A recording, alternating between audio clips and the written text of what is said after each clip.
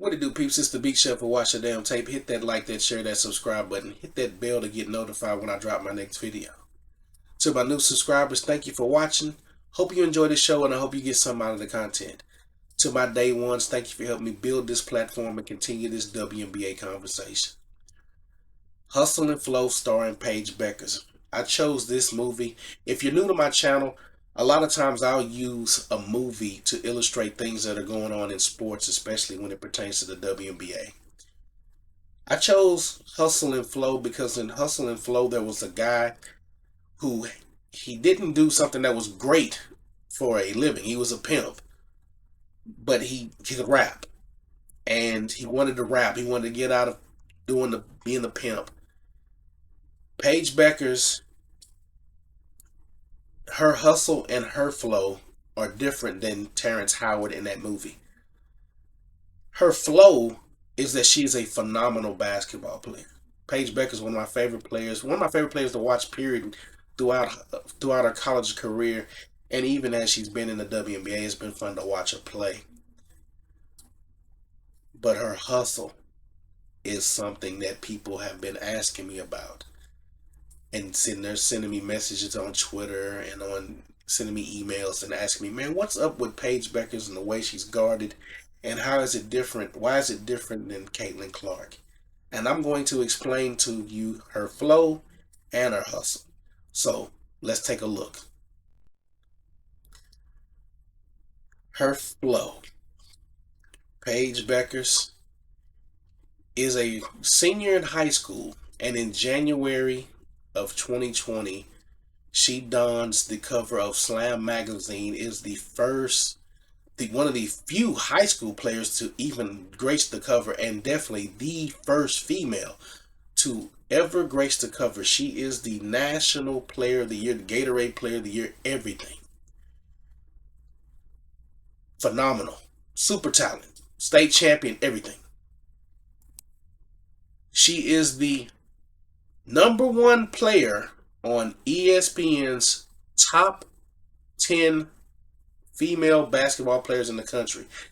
Keep this in mind and pay close attention to this list because it matters. Angel Reese is #2. Cameron Brink's #3. Caitlin Clark's #4. Cardoza, Diamond Johnson got a tryout with the Lynx. Haley Van Lith, you know her, she plays for the Sky. Sydney Parrish and Priscilla Williams are still in college. Deja Kelly got a tryout with the Las Vegas Aces. She's on a couple of FIBA teams with this young lady right here. Didn't they look cute on this picture? Her and Caitlin Clark, they're on the FIBA team, under 19. They win gold. So she's played with, because remember, she's 23. They're in the same class. So she's played with the Leah Bostons. She's played with Cameron Brink. They won gold together. All these ladies have played together. Her and Haley Van Lith, they've all played each other. Same class, same recruiting class. So she goes to UConn. And she's in the Slam magazine now. She's in the Slam magazine. And she said some key things in that magazine. Girls sports don't get a lot of attention and definitely don't get the attention they deserve. Obviously, if you look at some of the posts that go around with me and other girl hoopers, there's a lot of negativity. Negative comments saying how we shouldn't be playing sports. I just think that those are people that are commenting, they're not on the Slam cover, Becker says. So just being able to set the standard that we girls can do amazing stuff, that just like the guys can, it means a lot to me to be able to be the face of something that big. So she's in this magazine. She's 18 years old, and this is her mind frame at this point. Now keep that in mind as we go forward. So she goes to UConn. She has a tremendous first year. Player of the Year in college basketball. She wins the ESPY.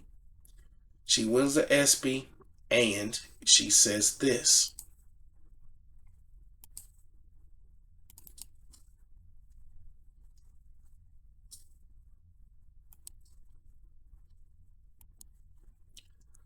if this damn thing will play. But no, with the way I'm just assuming this is better than I. First, I like to say all glory to God because I mean this is better than I could have ever imagined. I'm just a small town kid with really big dreams, and I'm honored to show all the little kids that are watching this that dreams do come true if you work hard and you have great faith in your life. Um, a huge shout out to my friends and my family and everybody that helped me get to be where I am today, especially my coaches and my teammates. I stand on just on the stage alone, but without them, I wouldn't have this award. And they've sacrificed so much for me. Okay, sorry. I just had ankle surgery. I'm out of breath, out of shape. Here comes the hustle. But no, with the life that I have now, as a white woman who leads a black-led sport, and celebrated here, I want to show a light on black women. They don't get the media coverage that they deserve. They've given so much to the sport and the community and society as a whole, and their value is undeniable. And the WNBA's last season, the postseason awards, 80% of the winners were black, but they got half the amount of coverage as the white athletes. So I think it's time for change. Sports media holds the key to storylines. Sports media and sponsors tell us who's valuable, and you have told the world that it matters today, and everyone who voted, thank you. But I think we should use this power together to also celebrate black women. So to Maria Taylor, Robin Roberts, Maya Moore, Odyssey Alexander, to all the incredible black women in my life, on my teams, to Breonna Taylor and all the lives lost, and to those names who I've not yet learned, but I hope to share. I stand behind you, and I'll continue to follow you and follow your lead and fight for you guys. So I just want to say thank you for everything. So, the speech takes place. A couple things out of the speech that you have to remember. She said the most important thing. She was speaking on behalf of the black women that didn't have a voice in the WNBA. She catered to a group that thinks they're marginalized. That was huge. She also mentioned Robin Roberts, Maria Taylor. At the time, Maria Taylor was a reporter at ESPN and was going through some stuff where she wanted to get her money, get her worth. Ended up in a dispute. She ended up leaving and going to NBC. Robin Roberts was a basketball player, women's advocate, highly respected at ESPN, moved over to ABC and is currently on the morning show at ABC, Good Morning America. She mentioned Maya Moore. Maya Moore played in her home state for the Minnesota Lynx. For most of these women, these young girls, Maya Moore is their Michael Jordan. So she loves Maya Moore. She spoke to continuing to use her platform as a white woman to speak on behalf of black women. She got a golden ticket like Charlie and the Chocolate Factory. Willy Wonka golden ticket was punched at that moment. A year and some change later, she does an interview with 17 magazine. I'll leave a link in the description. This is the title of the article. College basketball star Paige Bueckers is using her platform to speak out against discrimination. Activism comes naturally for the Yukon Guard. What is the WNBA built on? Social justice and activism. Paige Bueckers, social justice activist and athlete. Paige Bueckers'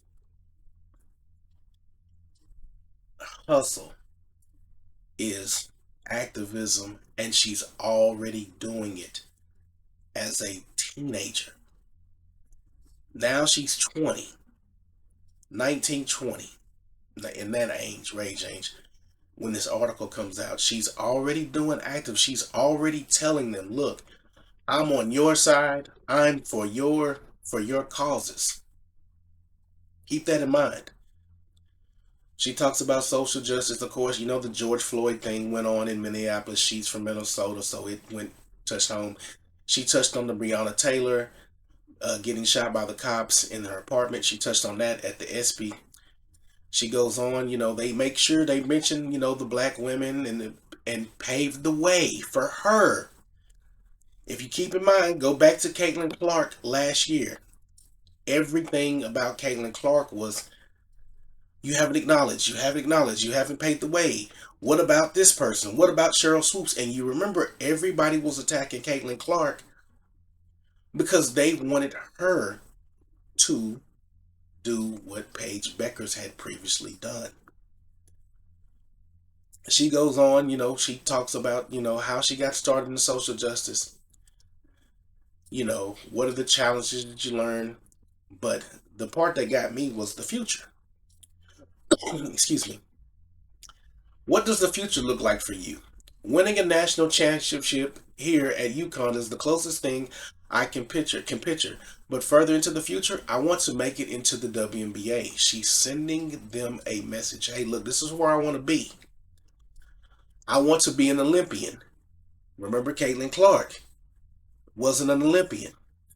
I want to continue to work with great organizations and great people and sign deals that continue to help this world become a better place and continue to grow who I am on and off the court. What inspires you to keep advocating for others? And she says it right here.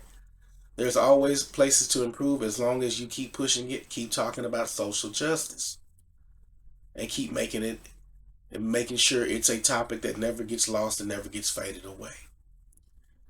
She's telling them that she's a social justice advocate. If you fast forward to the WNBA and the league, you remember on draft night, she had her entire team there. Entire team damn near. She had Azzy Fudd there. Azzy Fudd and her looked like a couple. And there was some small little bubble about what was going on with that, with how they looked and how they were interacting. That died down for a minute, and then a couple weeks later, they revealed that they're a couple and blase blase. At that point, Paige Bueckers has now checked off every box. She has, she is Alphabet. She has basically told the Alphabet community, "Hey, look, I'm going to champion for you because I'm part of your community." She has already been accepted by black women and the WNBA. So as I was doing this, doing my research for this, because I've been talking about this, with a bunch of friends for the longest. This is after the 44-point performance, and this is front office sports. And I want you to listen to what the lady says primarily when she's speaking, and listen to what she says because this is the reason why Paige Bueckers is untouchable. Stepped foot in the WNBA, there has brought out an audience, a group of fans that are racist, that are sexist, that are homophobic. She's keep talking about rising up, Caitlin and Clark. people will start being fans of other teams. I think potentially, yeah, I think it's extremely important. Just are gone. Who Group of brought out, there has brought out since partly the effect of Caitlin Clark that's like going on to players like Paige Bueckers. And the reality is, Colin, ever since Caitlin Clark stepped foot in the WNBA, there has brought out an audience, a group of fans that are racist, that are sexist, that are homophobic, that are discriminatory. Yes. They've made it sometimes a Caitlin Clark versus the WNBA, or even a black versus white claims that we've seen through this. How much with a player like Paige Bueckers' 44-point performance last night, historic rookie performance, how important is it when you have a player like Paige, who is loved by so many people? I don't think anybody has a bad thing to say about Paige as a top 5 scorer, and only a rookie helped to really reduce the divide that we're seeing in the WNBA created by these discriminatory claims. It's interesting because I think it's very helpful, especially because of the fact that when you see it, the players themselves, they are very close to Paige. They've had relationships with Paige growing up. But ultimately, like Caitlin Clark, she's never really said anything necessarily to spark these hatred comments, these racist comments, these all these different types of hate that's been spewing about the WNBA. It's just that kind of the fans and potentially some media are pushing this narrative that's making it a Watch what the racial lady battle says between, next. Caitlin Clark and Angel Reese, Caitlin Clark and all the other athletes. Like, for example, Diana Taurasi's comments at the start of last year. You see it. She is so close to Caitlin Clark right now. Caitlin Clark and Diana Taurasi have a great relationship, but people still think that, veterans don't like Caitlin Clark. So sometimes it might be a media thing. And I am kind of worried that if Paige Bueckers continues to rise up, yes, there's a positive in having a foil, having another rival for a person like Caitlin Clark. That's the thing that they're doing. You heard what he said. They're trying to make another rival. He didn't say she is a rival. They're trying to make. That's the key part. They're trying to make. That's what you're seeing. You're seeing the making of a rival for Caitlin Clark, because Caitlin Clark is bigger than the league. And then you also heard him say she's had friends since she was a kid in the league. Now you understand why they don't play her tough. She's one of them. This lady said some interesting stuff after this too. Does that end up pushing something, potentially hatred She towards asked another Paige question. Bueckers? We don't know. Hopefully it doesn't happen. Paige Bueckers right now 5th in the league in scoring. The Fever are still driving the averaging over 11, sort of nugget for the WNBA games. Angel Reese even plays that. And Colin, as we know, Caitlin Clark is still out dealing with the groin injury that she suffered back in July. Also hurt her ankle while rehabbing that groin. And injury is never good. I want to make that clear. I'm not saying I like or I support the fact she's injured. I'm sad to see she's still out in the court. You don't like Caitlin but Clark. bigger picture for the WNBA with these historic moments, these historic attendance records, especially off the heels of last year's highs in terms of viewership and attendance. How much is this beneficial long-term for the WNBA to prove, yes, Caitlin Clark is the face of the league, but the league is still strong in supportership across the teams? I think now she just got through saying about the division, and then she goes in and tries to separate Caitlin Clark and the rise of the attendance. There was a reason why they dropped the attendance numbers this week while Caitlin Clark's out. But you got to keep in mind, Caitlin Clark's still going to all these games, and she's still a draw because she's at the games. But she tried to dismiss that. That's a known tactic. But yeah, they're trying to pump Paige up, and this is what he's going to explain it right here. I think it's important, but at the same time, I'll argue that if Caitlin Clark was there, you would see that push still happening with her, right? The way I'll put it is, if you look at the NCAA during her last run, those games with Paige Bueckers, against Paige Bueckers, I think 14 million for that game, UConn, Iowa. I think 9 million for the game before that. That wasn't even against, I forget which team, but it was just people cared about Caitlin Clark, and then the fans will follow from there. I still believe that if she was there, the games would be much higher. But it is cool to see that, like, hey, people are paying attention regardless of whether she's playing. I think we all just know, and Sue Bird's talked about it, like, when she's there, people are going to pay attention, and, everyone else will feel that effect later on. Yeah, we got less than...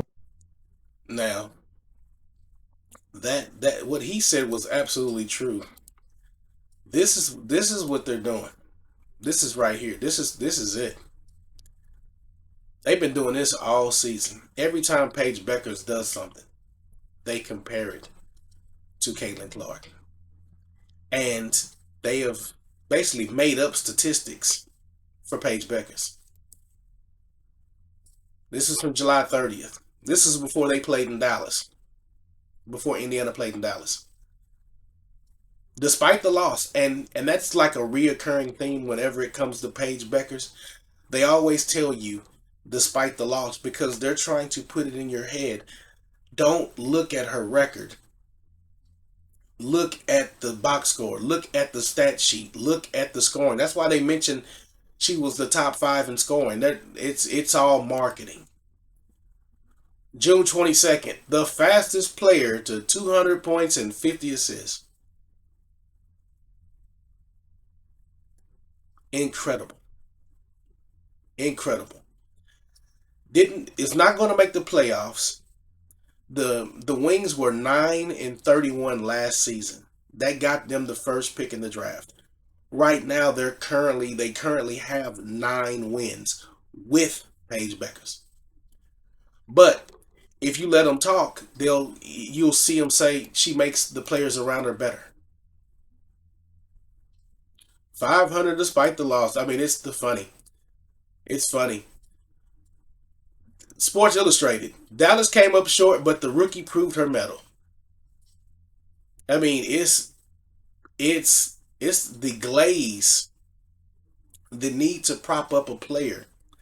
They're trying overly hard. I have another video coming out where I'm going to explain how ESPN plays a huge part in this, because they play a huge part, and I'm going to show you why. But this is the reason why Paige Bueckers is untouchable. She is basically an honorary sister. She can hoop. That's her flow is she can hoop. She can cross you over. She got the mid-range. She's a scorer. No doubt. She's always been a scorer. She's probably a more lethal scorer just from a whole skill set, better than Caitlin Clark. Caitlin Clark is a better overall player. Caitlin Clark's passing makes Caitlin Clark elite. Will Paige Bueckers be a star in this league? Yes, because 1, she has the talent, but 2, she has a pass to dominate. That's huge. Like, share, and subscribe, and until next time, peace.